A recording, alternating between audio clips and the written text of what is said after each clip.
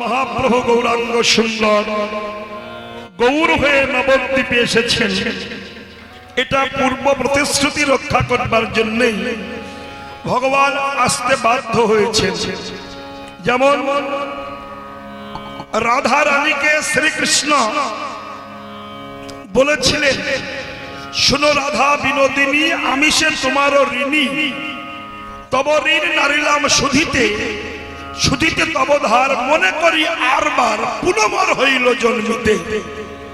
আস্তে কলিতে পুরিয়া কালি, কলিজা কাগজ করি, ক্ষত দিনু তব হাতে লিখিয়া, ক্ষত রইল তব হাতে, খাতক কইলে নন্দ সুতে, খালাস পাব তব গুণ গাহিয়া।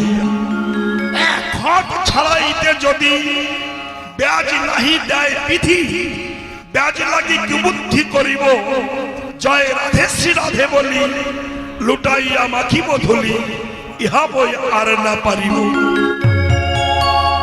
ভগবান বললেন, বৈষ্ণবের পদধূলি মাখলে যে কি সুখ পাওয়া যায়, বৈষ্ণবের পদধূলিতে যে গড়াগড়ে দিলে একটু সুখ পাওয়া যায়, এটা আমি কৃষ্ণ অবতারে এই রসটা আস্বাদন করতে পারবো না। আমি আস্বাদন করব কবে? শোনো রাধে, শোনো রাই বিনোদিনী, আমি কথা দিচ্ছি, আমি রাধা প্রেম এবং রাধা অঙ্গ কান্তি বাইরে ধরে গৌর হয়ে নবদ্বীপে প্রকাশ পাব। শচীগর্ভ সিন্ধু মাঝে কলের প্রথম সন্ধান গৌরাঙ্গ হহং মহিতলে, ভাগীরথী তট রম্যে ভবিষ্যামি শচীসুত। আমি কলির প্রথম সন্ধ্যায়, কলিকাল, কলি যখন পৃথিবীকে ছেয়ে ফেলবে, কলির যখন ধর্ম জ্ঞান থাকবে না, প্রত্যেকটা মানুষের মধ্যে কলি প্রবেশ করবে। যেমন কি শিক্ষিত কি অশিক্ষিত সবার ব্যবহার একই রকম হয়ে যাবে, যেটা এখন বর্তমান চলছে। তো ঠিক সেই সময় তাহলে বলুন, কলি প্রতিজ্ঞা করেছে যে আমি কথা দিচ্ছি সমস্ত মানুষকে আমার এই কলির পথে টেনে নিয়ে আসবো। শ্রীমদ্ ভাগবতে যিনি ভগবানের রক্ত গায়ে আছে জানেন আপনারা, এবং ভক্তের রক্ত গায়ে আছে, দুই রক্ত মিশ্রিত করে যার অঙ্গ যে ভক্তের দেহ তৈরি হয়েছিল সেটা হচ্ছে রাজা পরীক্ষিত। কেমন না, শ্রীকৃষ্ণের আপন বোন সুভদ্রা, সুভদ্রাকে বিবাহ করেছিল কে? অর্জুন। এই অর্জুন সুভদ্রার পুত্র হলো অভিমন্যু, আর অভিমন্যুর পুত্র রাজা পরীক্ষিত। রাজা পরীক্ষিত যখন অশ্বমেধ যজ্ঞ করে দেশে ফিরছে, আমি আপনাদের একটু বলি, যার অঙ্গে ভক্ত ভগবানের রক্ত মিশানো আছে সে পর্যন্ত কলির কবলে পড়ে গিয়েছিল। আর আমাদের কথা তো বাদই দিলাম। কেমন আসার পথে দেখছেন একটা কৃষক গাভীকে একটা ধূর্ত ব্যক্তি বেত্রাঘাত করছে। প্রশ্ন করেছিলেন, তুমি কে? সে উত্তর দিল, মহারাজ আমি হলাম কলি। আস্তে আস্তে তুমি একটা ধূর্ত ব্যক্তি, এই যে একটা ধূর্ত ব্যক্তি হয়ে কৃষক গাভীর গাত্রে বেত্রাঘাত করছো, আমি তোমাকে হত্যা করব। কলি বলল, শুনুন মহারাজ, একই দেশে আমি এই দেশে জন্মগ্রহণ করেছি, আপনি আমারও রাজা, যদি অসুবিধা হয় আমাকে নিয়ে চলতে তাহলে আপনি আমাকে পৃথক করে দেন, আমাকে ভাগ করে দেন জায়গা, আমি সেখানে থাকবো। কিন্তু রাজা পরীক্ষিতের আমলে এসব পাপ সে দেশে ছিল না, চুল্লু ছিল না, 3X ব্র্যান্ডের আম ছিল না, মুরগি ছিল না, পোল্ট্রি ছিল না, কিন্তু জুয়া খেলা ছিল না, পতিতালয় ছিল না, এগুলো ছিল না। এখন রাজা পরীক্ষিত বলল, যাও আমি তোমাকে 4টি জায়গা দিলাম। কোথায়? পরীক্ষিত জানে যে আমার দেশে সব নাই, অতএব প্রবেশ করতে পারবে না। কার কাছে? না, প্রথম জায়গা হচ্ছে সুরাপান ব্যক্তির কাছে তুমি থাকো।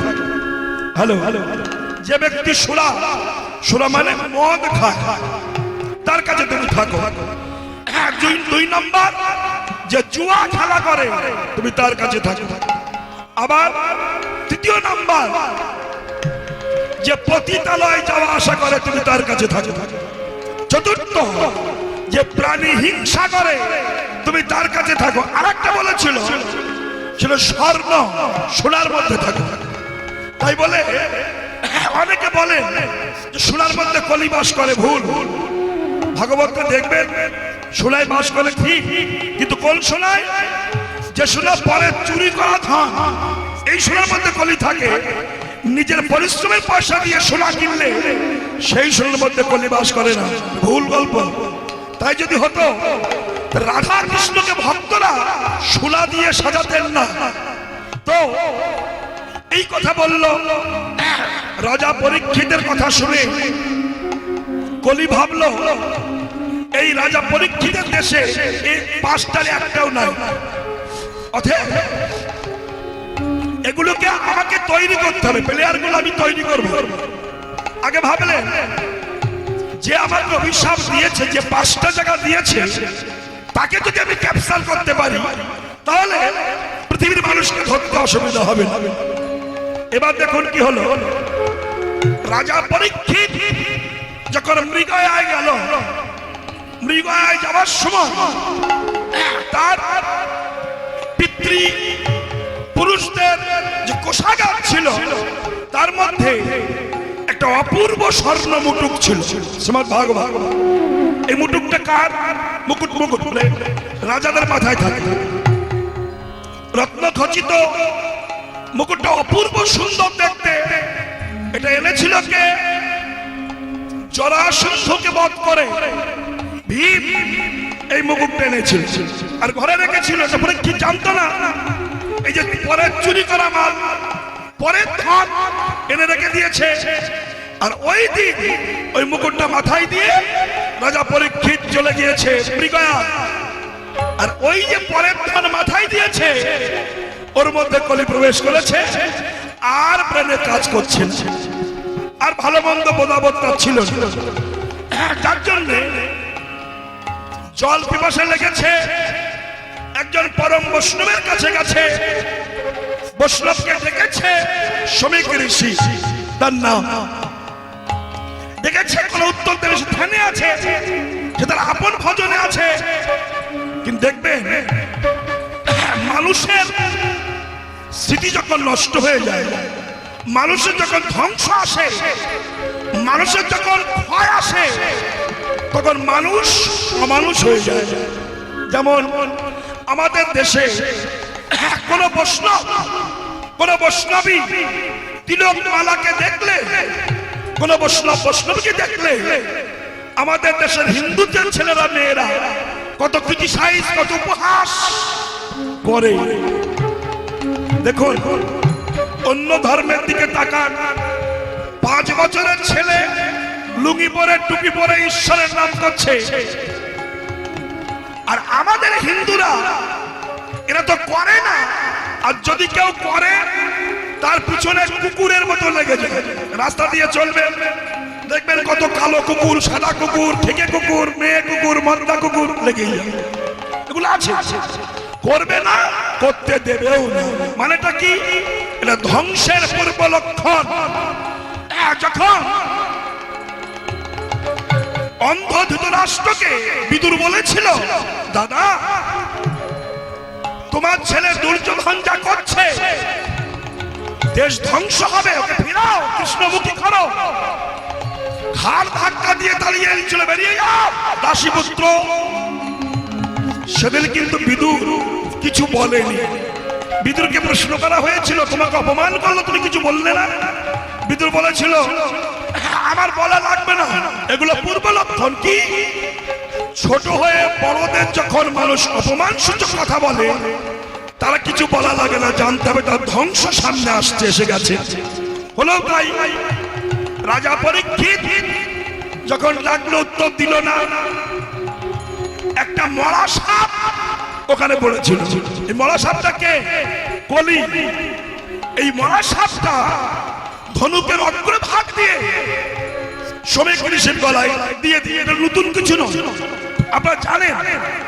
কথাটা বললাম আমি এই কারণে, এর মধ্যে কিছু বিষয়বস্তু আছে।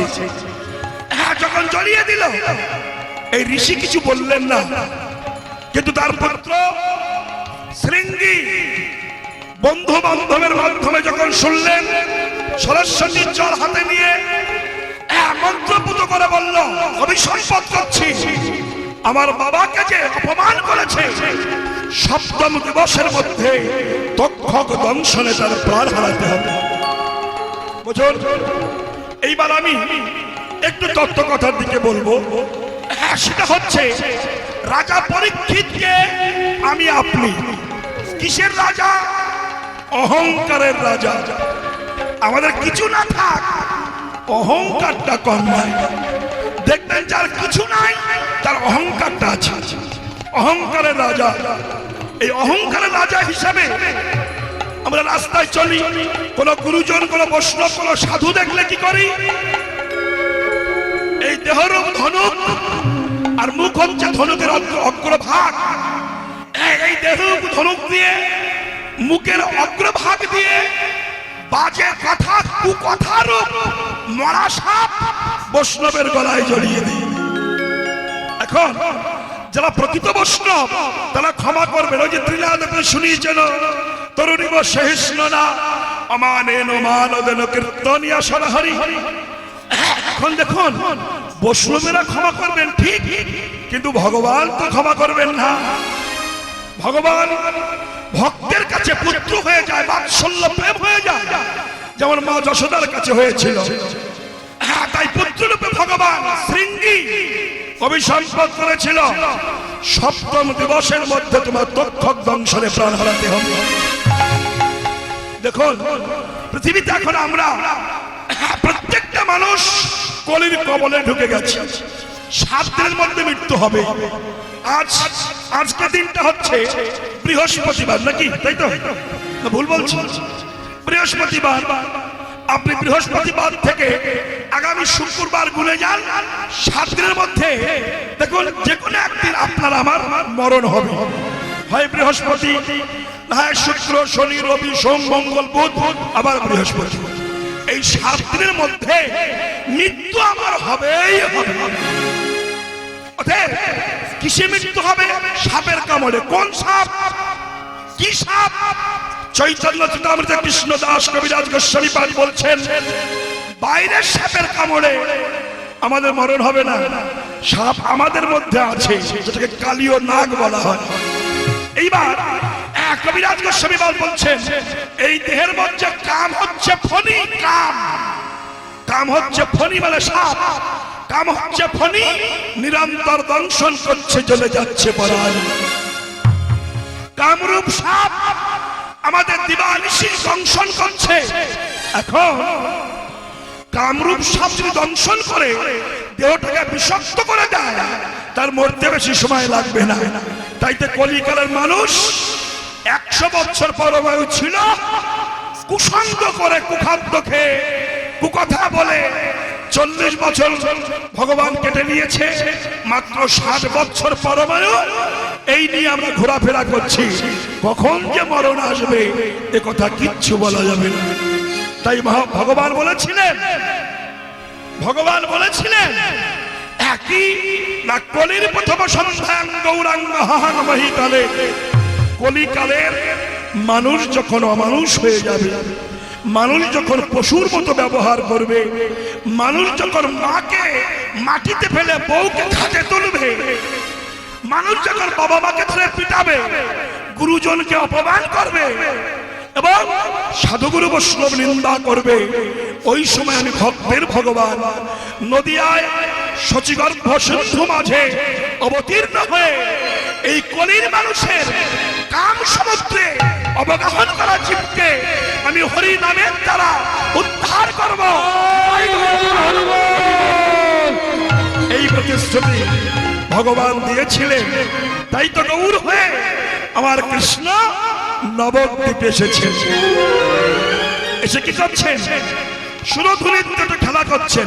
বৈষ্ণব কবি পদ লিখেছেন, খেলায় বিনোদ খেলা,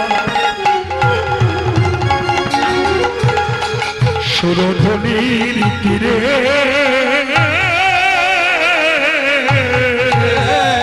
ও খেলায় বিনোদ খেলা, সুরধুলির তীরে খেলায় বিনোদ খেলা, খেলায় বিনোদ খেলা, খেলা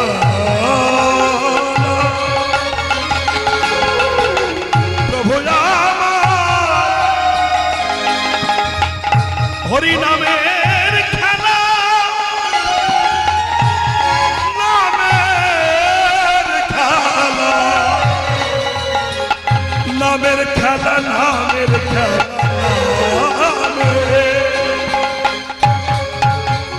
নামের খেলা খেলে ওরে জীবিরে,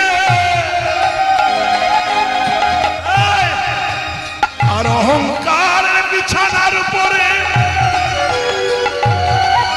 অজ্ঞানতার অন্ধকারে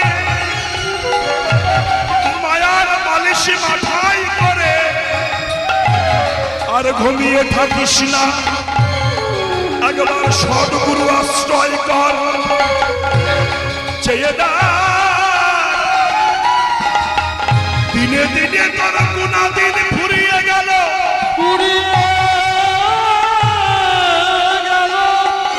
আয়ু সূর্য পাটে বসিল রে,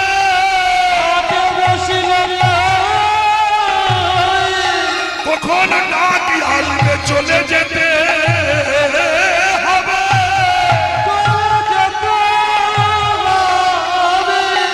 ওরে জীবিরে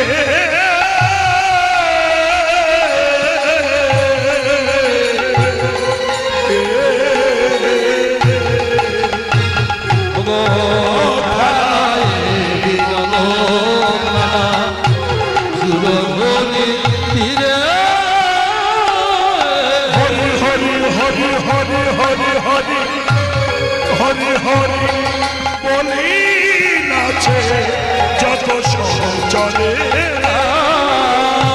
হরি হরি হরি বলি নাচে যত সহচরে,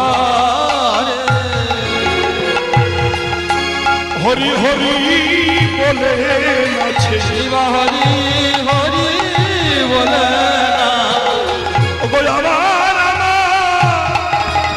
আমার গৌর হরি হরি হরি বলে, গৌর হরি হরি হরি বলে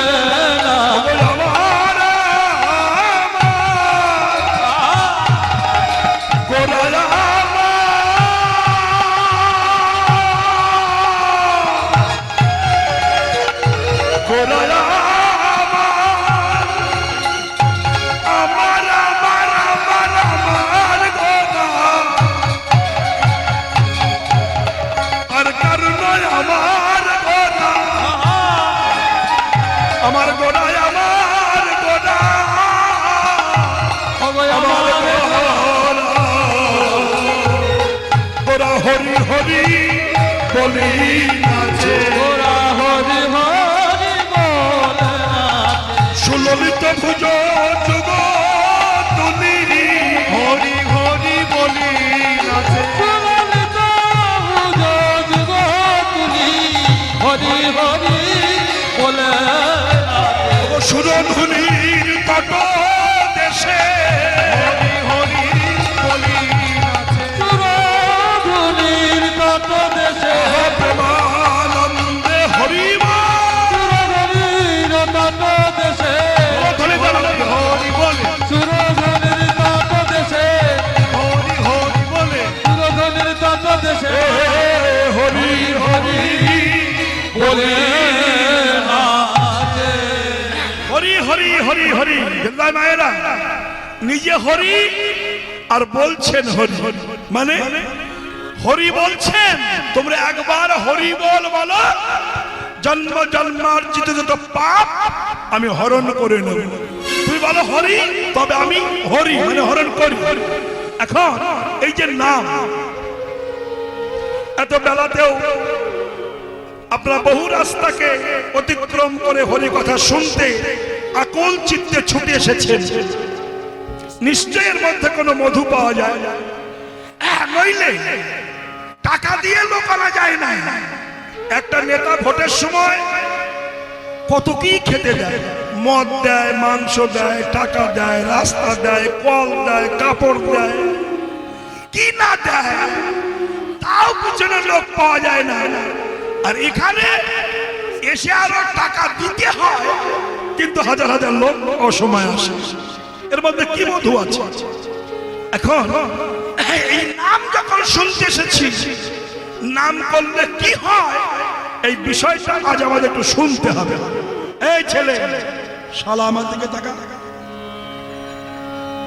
শোনো, তাহলে বুঝা গেল কি হরিনাম করতেন সর্বক্ষণ, ফিরি ফিরি, কোন পয়সা দিত না তার কেউ, সব সময় বিনা বাজিয়ে হরিনাম করতেন স্বর্গ মর্ত্য পাতাল।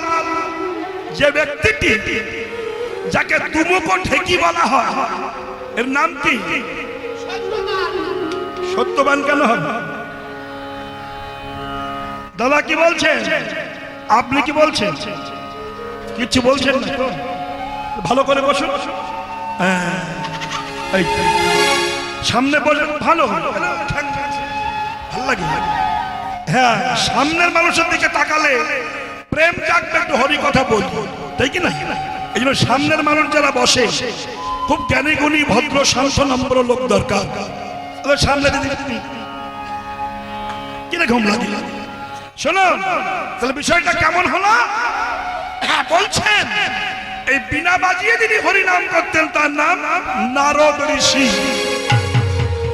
এ কথা সবাই জানে।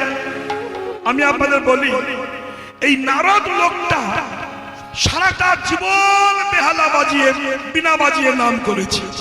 করতে করতে হঠাৎ তার একদিন চিন্তা হলো, সারা জীবন নাম করে গেলাম, এই যে মায়েরা সারা জীবন নাম করলাম, কিন্তু নাম করে যে কি হয় এটা তো বুঝলাম না, আমাদের জানতে হবে। তখন নারদ প্রথম গেলেন ব্রহ্মার কাছে। ব্রহ্মার কাছে যে বলছে, জয় হোক ব্রহ্মদেব, কি ব্যাপার নারদ? শুনুন মায়েরা, শুনুন, নাম করলে কি হয়, নাম শুনলে কি হয়, এটা তো শুনুন আপনারা। এইবার ব্রহ্মাকে প্রণাম করে নারদ ঋষি বলল, আমার একটু ইচ্ছা হয়েছে, সারাটা জনম তো হরি নাম করি, নাম করি, তার নাম করলে কি পাওয়া যায়, কি হয়, একটু আপনি দয়া করে বলুন। কেন? আস্তে আস্তে আপনার চারটি মাথা, তো প্রথম মুখেতে বেদুচ্চরণ, দ্বিতীয় মুখেতে সৃষ্টির পালন, তৃতীয় মুখেতে দেবতা সঞ্চালে, চতুর্থ মুখে তথা রামকৃষ্ণ রামকৃষ্ণ বলে ব্রহ্মা। সর্বক্ষণ নাম করে, নাম করলে কি হয় আপনি একটু আমাকে ক্লিয়ার করে বলুন, এটা আমার ইচ্ছা। তো ব্রহ্মা বলল, শোনো নারদ, সারা জীবন আমি নাম করছি, কিন্তু নাম করলে যে কি হয় এটা যদি আমি বলি তো নামের অপমান করা হবে, আমার অপরাধ হবে। নাম করলে যে কি হয় এ বর্ণনা পৃথিবীর কেউ দিতে পারে না, আর যে দেয় সে মূর্খ, সে জানে না নামের কত করুণা। তা দেখো, আমি বলতে পারবো না যে 5 মুখে হরি নাম করে ওর কাছে যাও, আমার তো 4টে মুখ, 4টে ব্যবসা করি, আর একজন আছে 5খানা মাথা, 5টা মাথায় হরি নাম করে, তার নাম কি? পঞ্চানন শিব, যাও তার কাছে। এইবার নারদ শিবের কাছে গেছেন, জয় হোক পঞ্চাননের জয় হোক। পঞ্চানন বললে, এসো নারদ, বলো কি হেতু এসেছো, কি হেতু আগমন পাবো? তো বলছে, প্রভু আমি এসেছি আপনি যে এই পাঁচ মুখে হরি নাম করেন, এই নামটা করলে কি হয় আমাকে একটু বুঝিয়ে বলুন। ভালো, এখন মালা দেবেন না, একটু বসুন, আমি বলছি। তাহলে আমাকে একটু বলে দিন করলে কি হয়।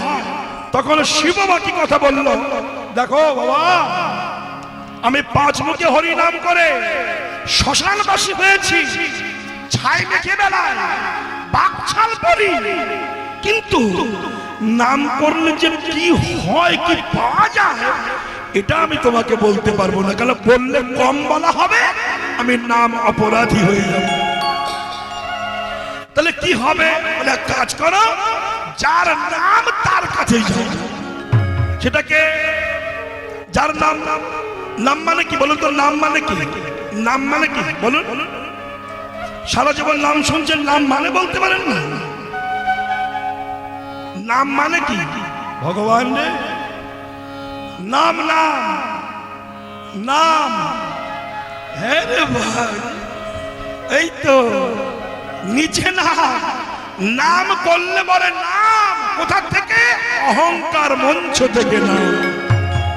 নাম করলে মানুষ অহংকার মঞ্চ থেকে নেমে আসে, নাম নাম নাম, এই নাম। এইবার দেখুন, এই নাম, যার নাম তুমি সেই শ্রী হরির কাছে যাও। শ্রী হরির কাছে, বৈকুণ্ঠে গেছে, ওই বিনা বাজাতে বাজাতে, জয় হোক প্রভু বৈকুণ্ঠনাথের জয় হোক। কি ব্যাপার ত্রিকালদর্শী ঋষি, কি হেতু আগমন তব বলো। নারদ বলল, প্রভু আমি এসেছি একটা কথা সমাধান করতে, যে সারা জীবন আমি তোমার নাম করছি, নাম করে কি পাওয়া যায় এটা একটু আমাকে তোমাকে বলতে হবে।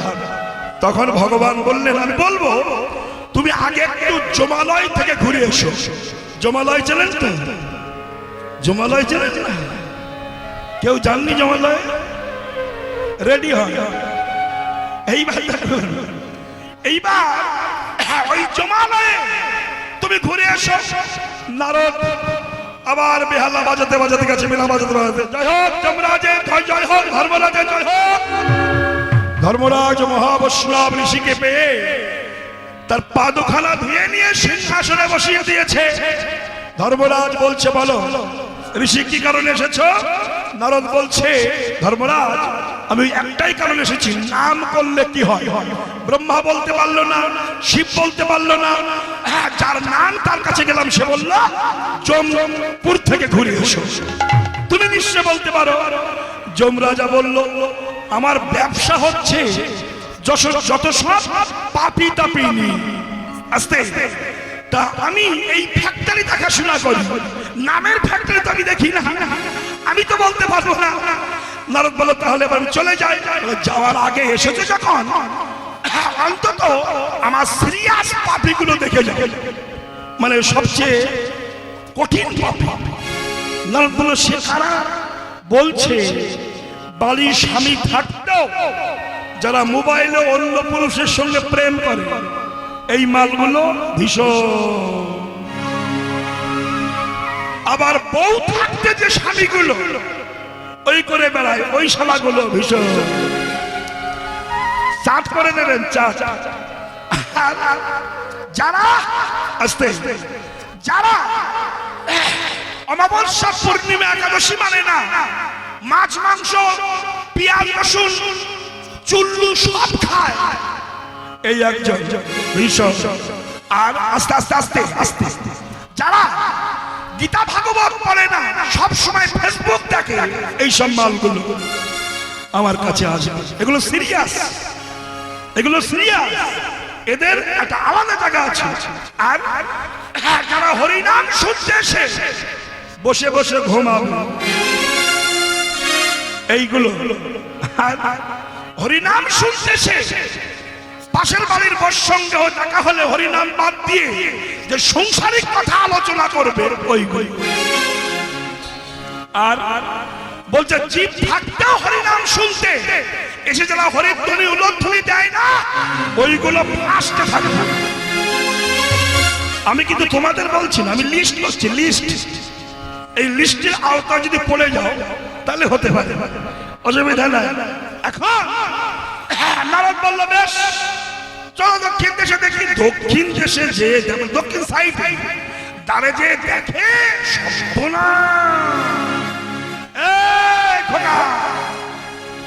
দাদা শোন, বিশাল কড়া আর ওই যে ভাজা চপ ভাজে যে তেল ওর কি বলে পাও মাল না কি বলেন, যার দাম কম পাও মাল, ওই মাল বেশি করে ঢেলে টকবক টকবক করে ফুটছে। ওর মধ্যে যারা ফেসবুকে প্রেম প্রেম করে বেড়ায় ওদের কই তেলে ছেড়ে এরকম করে লাফাচ্ছে, মানে ওই ফেসবুকে মোবাইলে বলতো আয় আয় আয় আয় আয় এসে এসে এসে এসে ওই যে এসে এসে করতো এরকম তো, আর তেলের মধ্যে না। তোমার এত হাসি লাগলো কেন? তোমার তো ভাব ভালো না, বিজ্ঞানে ধরা পড়ে গেছে। না না ভালো ভালো, অন্তর ভালো হলে একটু হাসি আসে। যাক এখন কেমন মহাজন বললেন, আবার দেখছেন এই জিহ্বায় যারা অমাবস্যা একাদশী তিথিতে মাংস খাচ্ছে, জম্বুতেরা জিভ টেনে নিয়ে খাচাত করে কেটে দিচ্ছে। ওইসব দৃশ্য দেখে আস্তে ওইসব দৃশ্য দেখে নারদ তো দয়ালু ছিল, হরিবল হরিবল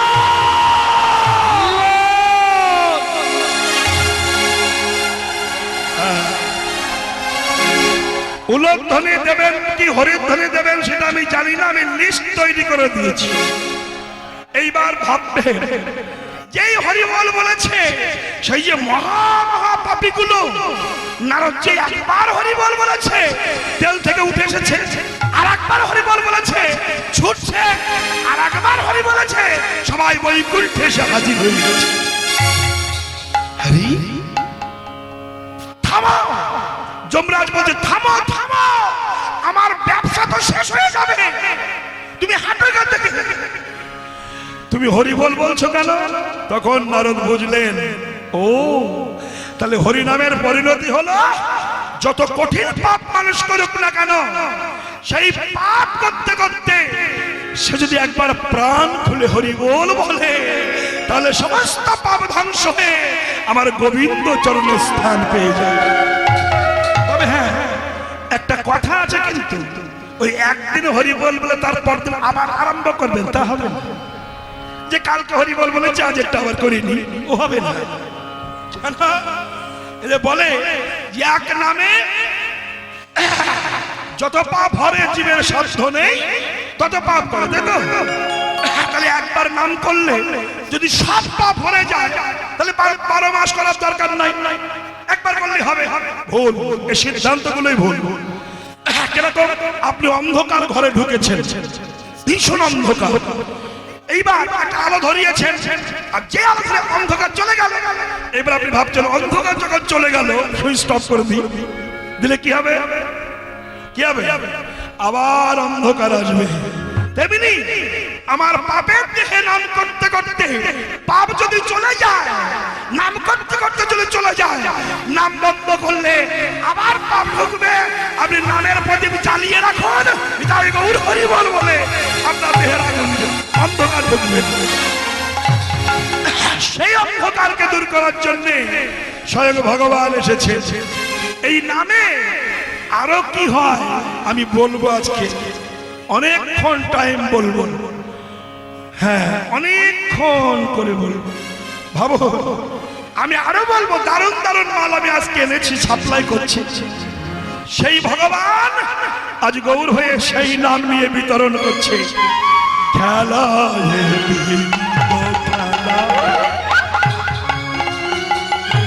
খেলা সুরধনী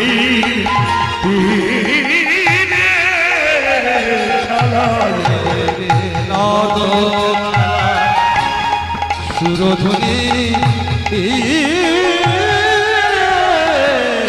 খেলায় বিনোদ খেলা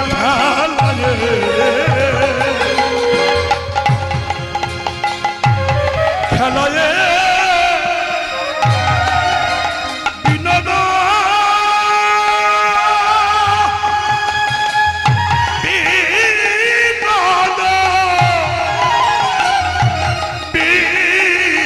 বিনোদ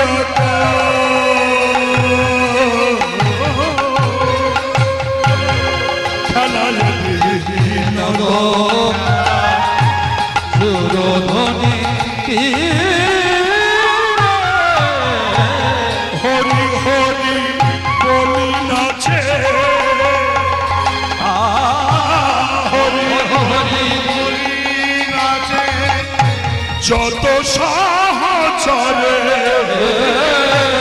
হরি হরি বলি না হরি হরি হরিবল গাই গৌর হরিবল উলট ধরে হরি হরি হরি হরি হরি বলে রাধে যত সহচরে প্রভুর আনন্দ আর ধরে না গৌরানন্দ আর ধরে না বলে হরি বলে গৌরী ধরে বলে হরি বলে গুরু হরি নাচে আনন্দ আর ধরে হরি বলে গৌর হরি নাচে আনন্দ আর ধরে গৌর হরি বলে গৌর হরি নাচে আনন্দ আর ধরে হরি বলে হরি গৌর নাচে অগ প্রেমানন্দে হরি বলে গৌর নাচে হরি হরি বলে গৌর হরি বলে গৌর হরি নাচে হরি হরি হরি বলে হরি হরি গৌর হরি নাচে প্রেমানন্দে হরি হরি বলে আমার গৌর নাচে হরি হরি হরি বলে হরি বলে আমার গৌর বলে নাচে আমার গৌর নাচে সচির নন্দন গৌরাঙ্গ সুন্দর কি মায়েরা তাহলে এক নামে কি হলো পাপ দূরে গেল